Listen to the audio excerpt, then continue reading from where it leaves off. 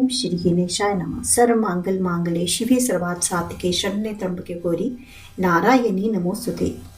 भगवती तुलसी का प्रादुर्भाव।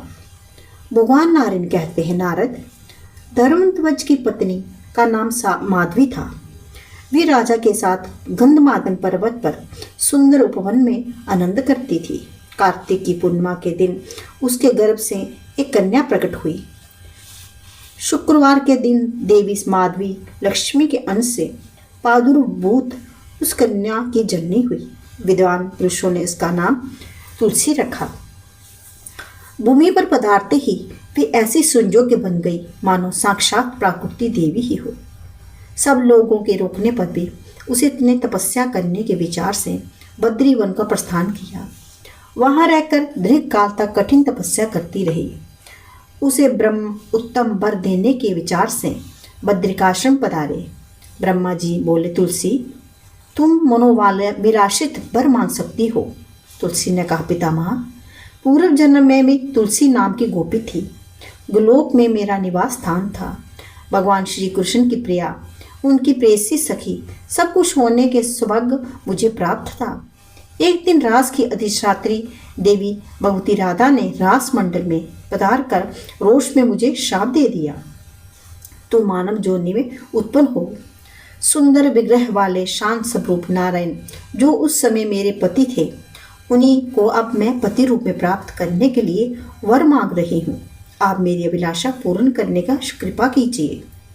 ब्रह्मा जी बोले, भगवान श्री कृष्ण के अंश से प्रकट सुदामा नामक एक गोप इस समय राधिका के शाप से भारतवर्ष में उत्पन्न है। शाप वंश उस धनु के कुल में उत्पन्न होना पड़ा। शंखचूड नाम से वे प्रसिद्ध है। इसके बाद शांत स्वरूप भगवान नारायण तुम्हें पति रूप में प्राप्त होंगे। लीलावंश वे ही नारायण तुमको शाप दे देंगे। अतः अपनी कला से तुम्हें वृक्ष बनकर भारत में रहना पड़ेगा और समस्त जगत को पवित्र करने की योग्यता तुम्हें प्राप्त होगी। संपूर्ण वनस्पतियों में तुम प्रधान मानी जाओगी। भगवान विष्णु तुम्हें प्राणों से भी अधिक प्रेम मानेंगे। तुम्हारे बिना पूजा निष्फल समझी जाएगी। तुम मेरे वर के प्रभाव से वृक्षों की अधिष्ठात्री देवी बनकर गोप रूप में निरंतर आनंद भोगोगी। तुलसी ने कहा, पितामह, भगवान आप ऐसे कृपा करें कि उन्हें गोविंद को मैं पुनः निश्चय ही प्राप्त कर सकूं।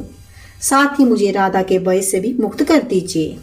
ब्रह्मा जी बोले, देवी, मैं तुम्हारे प्रति भगवती राधा के षोडाक्षर मंत्र का उपदेश करता हूँ। तुम उसे हृदय में धारण कर लो। मेरे वर के प्रभाव से अब तुम राधा को प्राण के समान प्रिय बन जाओगी। मुने इस प्रकार कहकर जगदाता ब्रह्मा ने तुलसी को भगवती राधा का षोडाक्षर मंत्र बता दिया।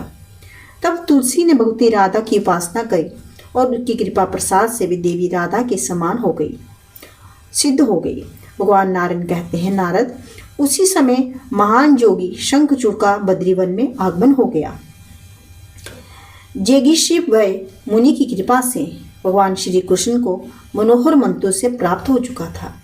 उसने पुष्कर क्षेत्र में रहकर उस मंत्र को सिद्ध भी कर लिया था। इस शंखचूड़ को देखकर तुलसी ने वस्त्र से अपना मुख ढक लिया, जिसके कारण लज्जावंश उसका मुख नीचे की ओर झुक गया। साध्वी तुलसी का आचरण अत्यंत प्रशंसनीय है। ऐसे भव्य श्री शोभा पाने वाली उस सुंदरी तुलसी को देखकर शंखचूड़ उसके पास आकर बैठ गए और मीठे शब्दों से बोला। शंखचूड़ ने कहा, देवी, तुम कौन हो? तुम्हारे पिता कौन है? सुंदरी, तुम अपना परिचय देने की कृपा करो। तुलसी ने कहा, महर्षि, मैं राजा धर्मध्वज की कन्या हूँ। तपस्या करने के विचार से इस तपोवन में ठहरी हुई हूँ। तुम कौन हो? तुम अनंतपुर को यहाँ से पधार जाना चाहिए, क्योंकि उच्च कुल की किसी भी अकेली साध्वी कन्या के साथ एकांत में कोई भी कुलीन पुरुष बातचीत नहीं करता। शंखचूड़ ने कहा, देवी, मैं पूर्व जन्म में श्री हरि के साथ रहने वाला उन्हीं का अंश सुदामा नामक गोप था। देवी राधिका के शाप से इस समय मैं दानवेंद्र बना हूँ। भगवान श्री कृष्ण का मंत्र मुझे इष्ट है, अतः पूर्व जन्म में बातों में जान सकता हूँ। तुम भी पूर्व जन्म में श्री कृष्ण के पास रहने वाली तुलसी थी। तुम भी जो भारतवर्ष में उत्पन्न हुई हो, इससे मुख्य कारण श्री राधिका का रोष ही है। इतने में ब्रह्मा जी ने आकर कहा, शंखचूड़ तुम इस देवी के साथ क्या बातचीत कर रहे हो?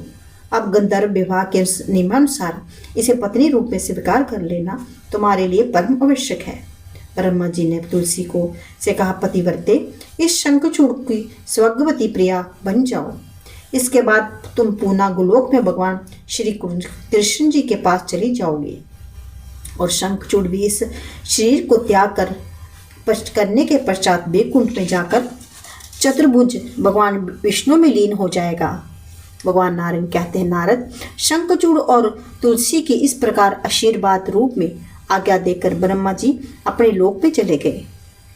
तब शंखचूड़ ने गंधर्व विवाह के अनुसार तुलसी को अपनी पत्नी बना लिया और अपनी चिर संगनी धर्मपत्नी परम सुंदरी तुलसी के साथ आनंदमय जीवन बताते हुए राजाधिराज प्रतापी शंखचूड़ ने दीर्घ काल तक राज्य किया। देवता, दानव, असुर, गंधर्व, किन्नर और राक्षस सभी शंखचूड़ के शासनकाल में सदा शांत रहते थे। अधिकारशीन जानने के कारण देवताओं की स्थिति भिक्षुक जैसी हो गई थी। अतः वे सभी अत्यंत उदास होकर ब्रह्मा की सभा में गए और अपनी स्थिति बतलाकर बार बार अत्यंत विलाप करने लगे। तब विधाता देवताओं के साथ लेकर भगवान शंकर के स्थान पर गए। फिर ब्रह्मा को शंकर देवताओं को साथ लेकर वैकुंठ के लिए उपस्थित हुए। भगवान श्री हरि को सभा में चारों ओर देवा, ऋषि तथा पार्षद विराजमान थे। नारद, भगवान श्री हरि उस अनुपम सभा के मध्य में बाग में इस प्रकार विराजमान थे मानो नक्षत्रों के बीच में चंद्रमा हो।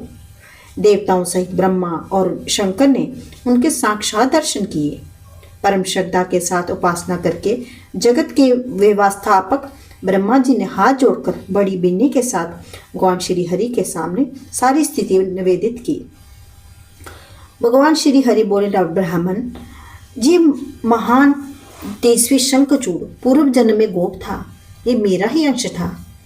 आप लोग मेरी त्रिशूल लेकर शीघ्र भारतवर्ष में चले। शंकर मेरे त्रिशूल से उस राक्षस का संहार करेंगे। दानव शंखचूड़ मेरे ही संपूर्ण मंगल प्रदान करने वाले कवचों को कंठ में सदा धारण किए रहता है, इसलिए वे अखिल विश्व विजयी है। अतः मैं ब्राह्मण का वेश धारण करके कवच के लिए उसे जांचना करूंगा। साथ ही जिस समय उसकी स्त्री को सतीत्व नष्ट होगा उसी समय उसकी मृत्यु होगी, ये भी मैंने उसे भर दे रखा था। अतएव उसकी पत्नी के उदर में मैं वीर स्थापित करूंगा, मैंने ये निश्चय कर लिया है। वैसे तुलसी मेरी चिरप्रिया है, इससे वस्तुतः मुझे सर्वात्मा का कोई दोष नहीं होगा। उसी समय शंखचूड़ की मृत्यु हो जाएगी।